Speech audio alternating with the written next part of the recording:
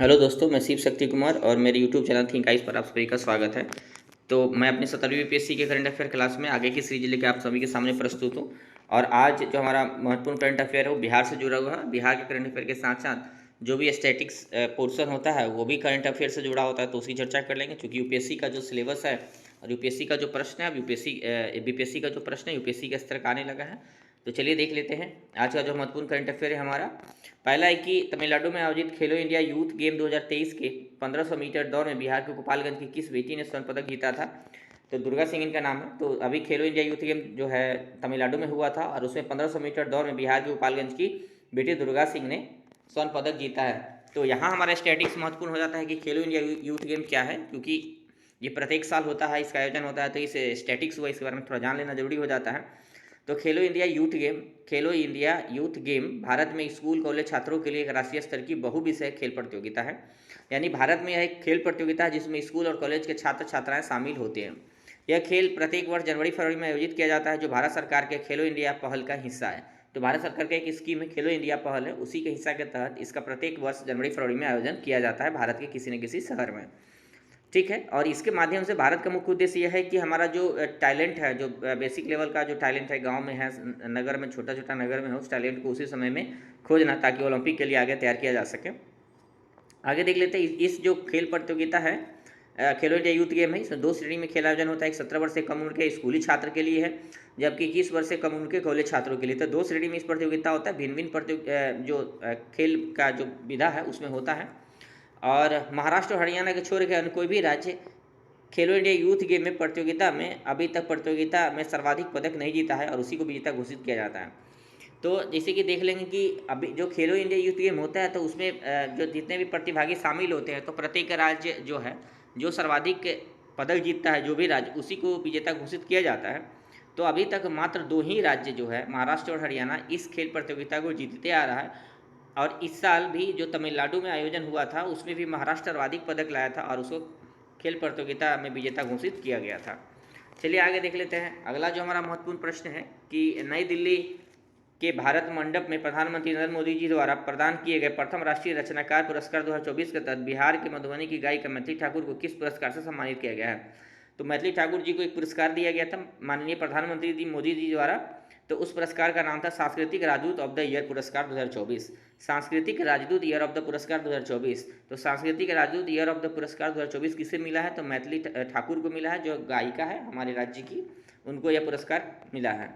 चलिए आगे देख लेते हैं। अगला जो महत्वपूर्ण प्रश्न है कि मार्च 2024 को प्रधानमंत्री मोदी ने बिहार के किस जिले में विकसित भारत विकसित बिहार समारोह में 12,800 करोड़ की परियोजना का शुभारंभ किया है? तो देखेंगे कि जो विकसित भारत विकसित बिहार समारोह में 12,800 करोड़ परियोजना का शुभारंभ पश्चिम चंपारण जिला में किया गया है। तो श्री नरेंद्र मोदी जी द्वारा किया गया है, माननीय प्रधानमंत्री श्री नरेंद्र मोदी जी द्वारा किया गया है। तो यह काफ़ी महत्वपूर्ण हो जाता है, क्योंकि इससे पहले भी देखेंगे कि योजना जो है 64 बीपीएससी 65 बीपीएससी में जो हमारे देश के प्रधानमंत्री किसी भी योजना का अगर शिलान्यास या यहाँ समारोह में शामिल होते हैं तो बीपीएससी उनसे पीटी में जुड़ा हुआ सवाल करंट अफेयर में पूछ लेता है। तो याद रखिएगा, विकसित भारत और विकसित बिहार समारोह में 12,800 करोड़ की परियोजना का शुभारंभ किया गया है और यह कहाँ हुआ था? तो पश्चिम चंपारण जिला से हुआ था।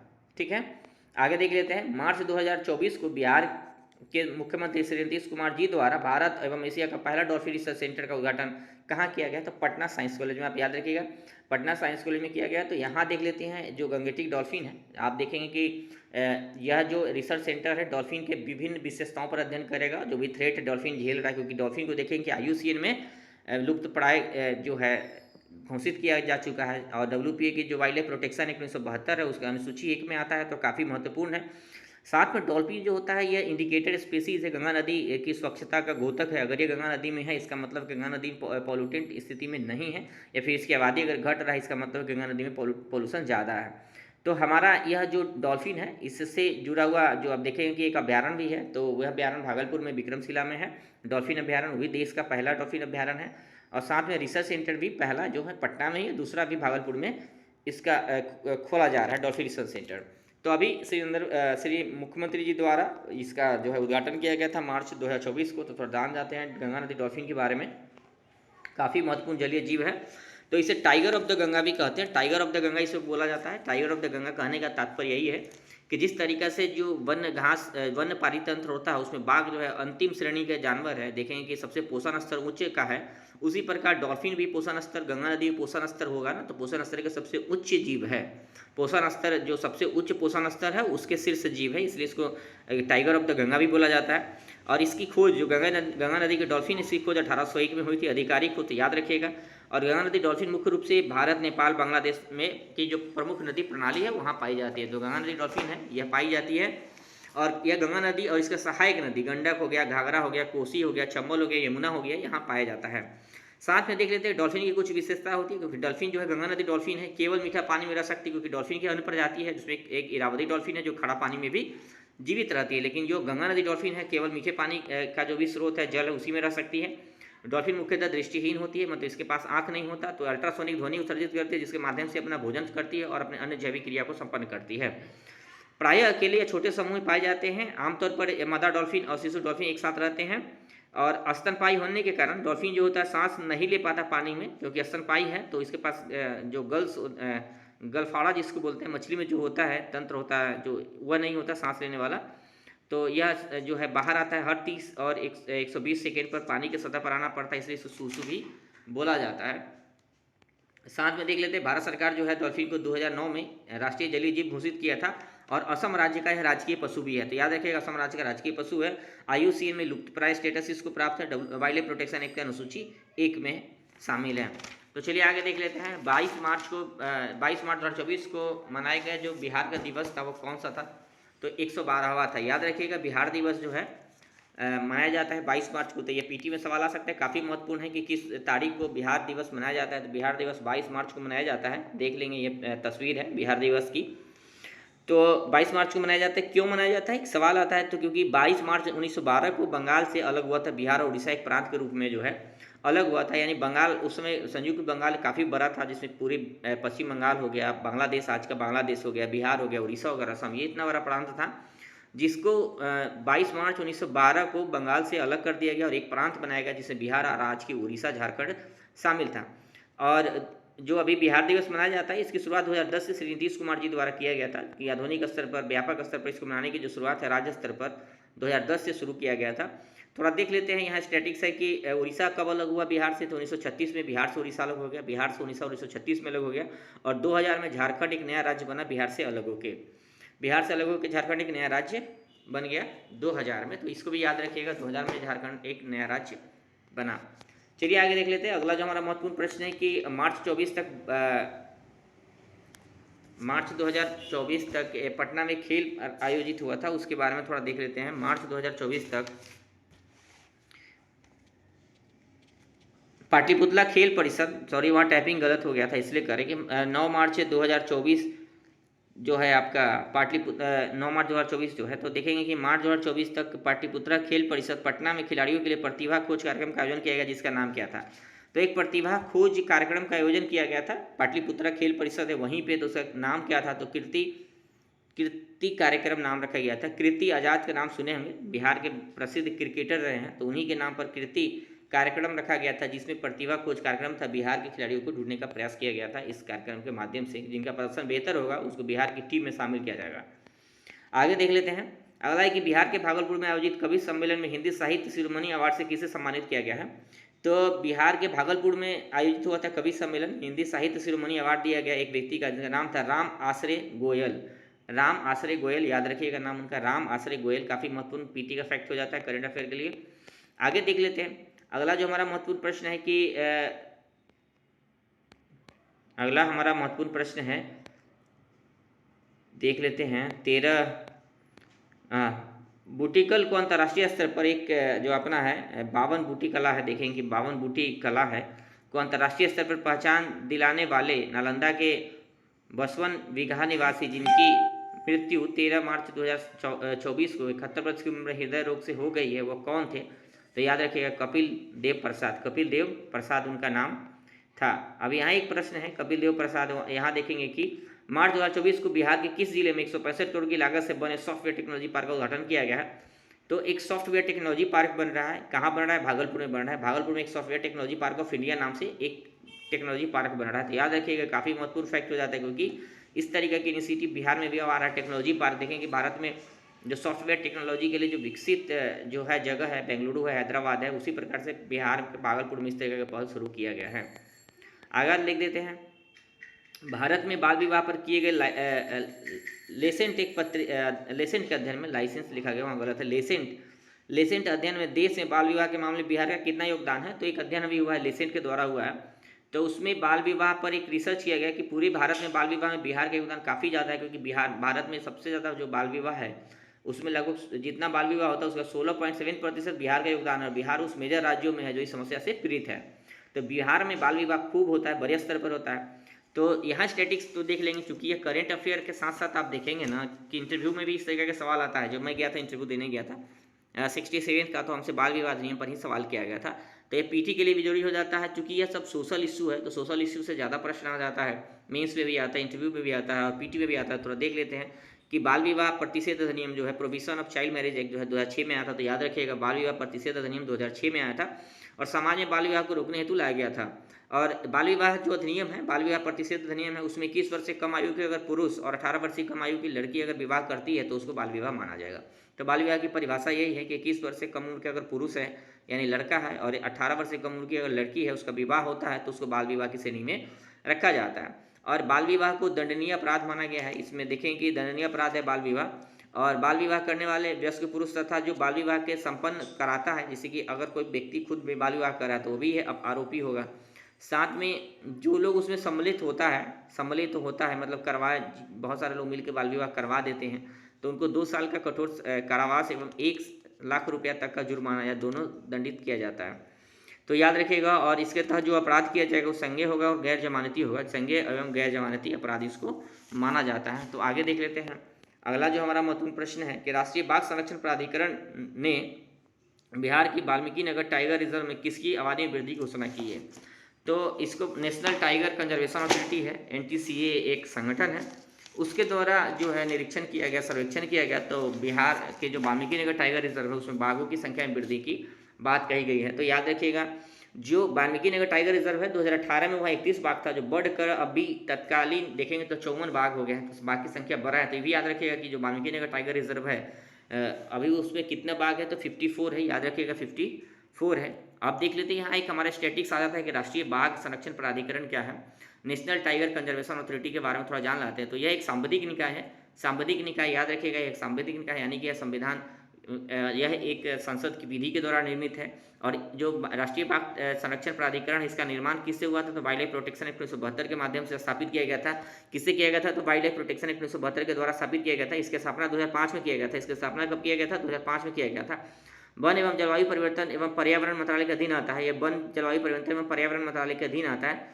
तो इसको याद रख लीजिएगा, ये काफ़ी महत्वपूर्ण होता है। राष्ट्रीय जो है बाघ संरक्षण प्राधिकरण के बारे में भी याद रखिएगा। टाइगर की संख्या बढ़ गई है वाल्मीकि नगर टाइगर रिजर्व में, और अभी तक जो है टाइगर रिजर्व पूरे बिहार में एक है। पूरे बिहार में एक ही टाइगर रिजर्व अभी है, तात्कालिक रूप से दूसरा बनने की ओर अग्रसर है, लेकिन अभी एक ही टाइगर रिजर्व है। वो भी कहाँ है, वाल्मीकि नगर टाइगर रिजर्व। और यह एकमात्र बिहार का राष्ट्रीय पार्क भी है, नेशनल पार्क भी एकमात्र बिहार का है।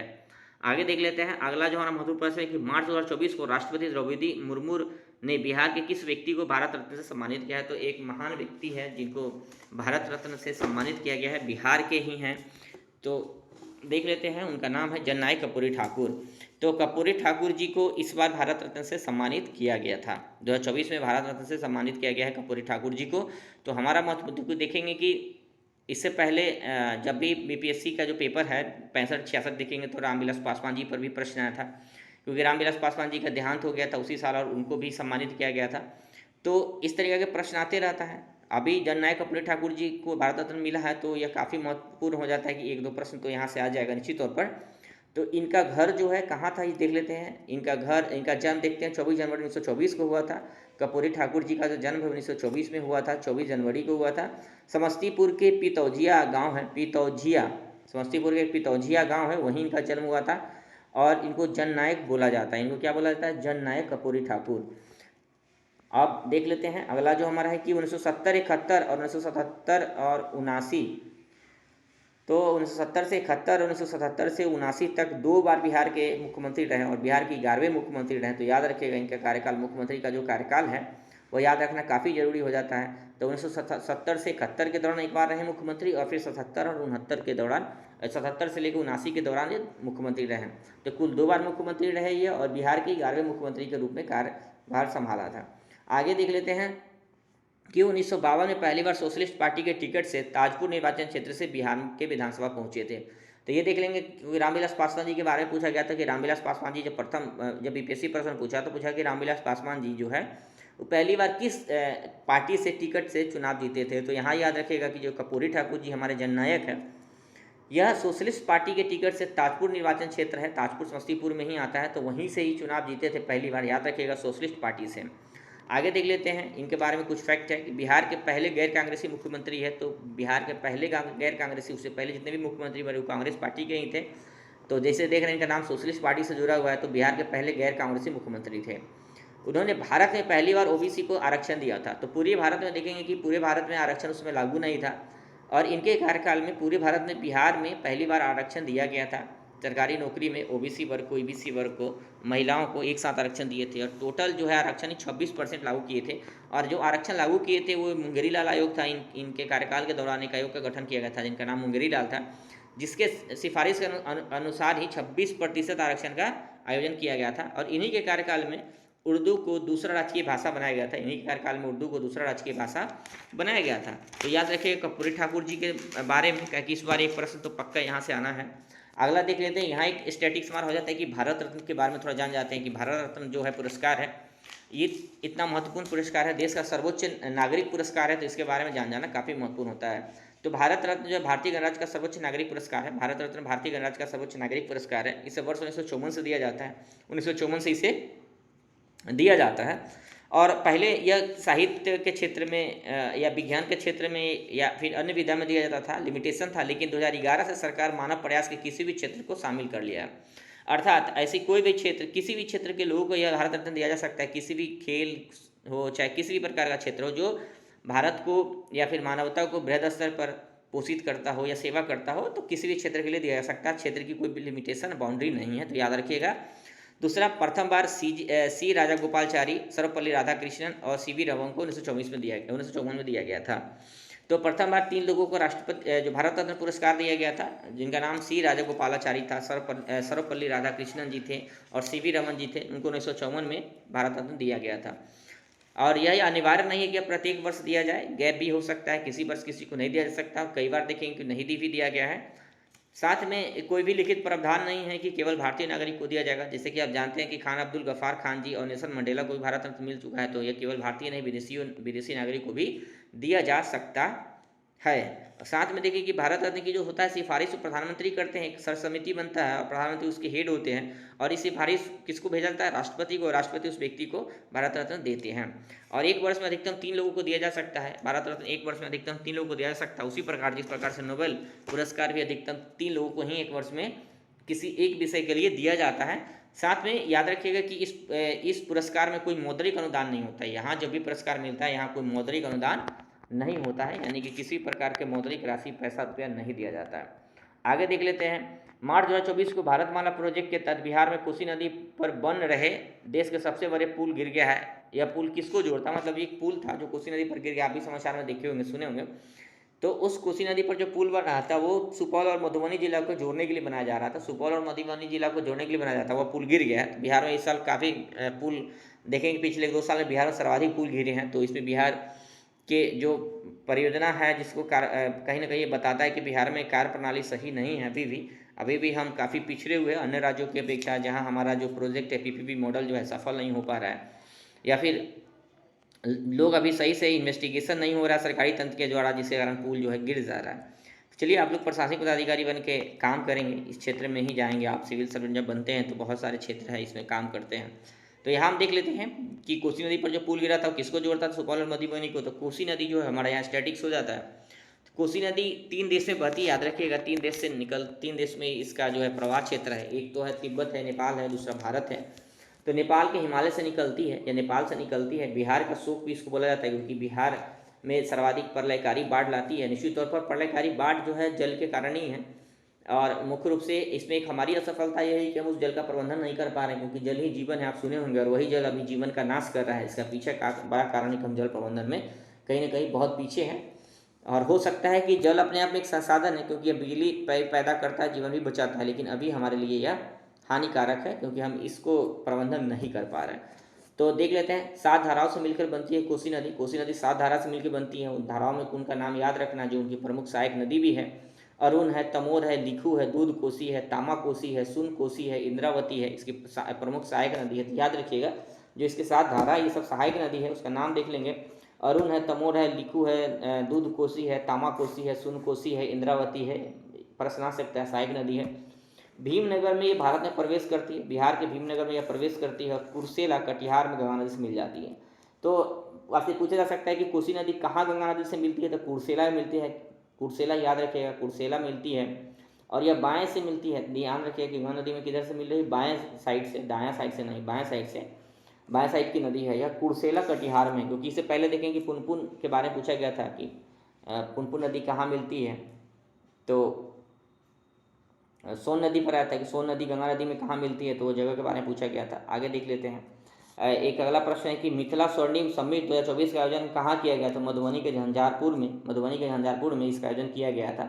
मधुबनी के झंझारपुर में मिथिला स्वर्णिम समिट का 2024 का आयोजन किया गया, याद रखिएगा। अगला जो हमारा महत्वपूर्ण प्रश्न है कि मार्च 2024 को बिहार लोक सेवा आयोग का नया अध्यक्ष किसे बनाया गया था। 2020 है, सॉरी, वहाँ प्रिंट गलत हो गया। तो 2024 में जो है, मार्च 2024 को भी हाल में बिहार लोक सेवा के नए अध्यक्ष कौन नियुक्त हुए हैं, तो परमार रवि मनु भाई को, परमार रवि मनु भाई इनका नाम है। यही भी बिहार लोक सेवा के बीपीएससी के अध्यक्ष बने हैं। तो याद रखिएगा, बीपीएससी की स्थापना 1949 में हुआ था। कब हुआ था? 1949 में हुआ था। तो थैंक यू दोस्तों, हमारा आज का करंट अफेयर था। चलिए आगे इसी तरह का सीरीज आते रहेगा और आप अध्ययन चालू रखिए। थैंक यू, जय हिंद, जय भारत।